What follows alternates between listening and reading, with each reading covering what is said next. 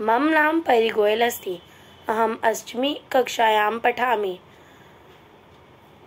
पुस्तकस्था तु या विद्या परहस्तगतं धनं कार्यकाले समुत्पन्ने न सा विद्या न तद्धनम्।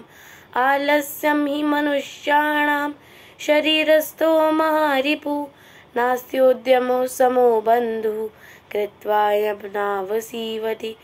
यथा चित्तं तथा वाचो यथा वाचस्तथा क्रिया चित्ते वाचि क्रियायां च साधूनाम् एकरूपता। ऋषिपूतं नसेत्पादं वस्त्रपूतं जलं पिबे सत्यपूतां वदेत् वाचं मनःपूतं समाचरे।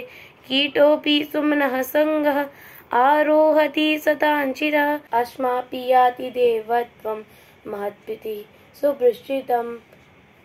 जलबिन्दुनिपातेन क्रमशः पूर्यते घटः सः हेतु सर्वविद्यानां धर्मस्य च धनस्य च। धन्यवाद।